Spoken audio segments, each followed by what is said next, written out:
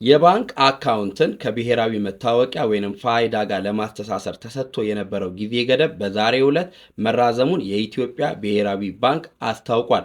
ለቤቱ አዲስ የሆናችሁ ቤቱን ፎሎ እያደረጋችሁ የኢትዮጵያ ብሔራዊ ባንክ እንዳለው ባንኮች የደንበኞቻቸውን አካውንት ከፋይዳ ጋር ለማስተሳሰር ባሳዩት ዝቅተኛ አፈጻጸም ምክንያት በዛሬው ዕለት ይህንን ቀነ ገደብ ማራዘም አስፈላጊ ሆኖ መገኘቱን አስታውቋል። ይህንንም ተከትሎ አዲስ አበባን ጨምሮ በሀገሪቱ የሚገኙ 26 ትልልቅ ከተሞች ላይ የሚገኙ የባንክ ደንበኞች እስከ ግንቦት 6 ድረስ አካውንታቸውን ከፋይዳ ጋር ማስተሳሰር እንደሚችሉ የጠቀሰው ይህ መግለጫ ሌሎች ከተሞች ላይ የሚገኙ የባንክ ደንበኞች ደግሞ እስከ ሰኔ 30 ድረስ አካውንታቸውን ከፋይዳ ጋር እንዲያስተሳስሩ አስታውቋል። ይህን ማድረግ ያልቻሉ የባንክ ደንበኞች ግን ቀነ ገደቡ ከሞላባቸው ገንዘብ ማውጣትም ሆኖ ማስገባት እንደማይችሉ አስታውቋል። ይህ መረጃ ይጠቅሟል ለምትሉት ሰው ሼር እያደረጋችሁ ቤቱን ፎሎ ማድረግ ደግሞ አይረሳ።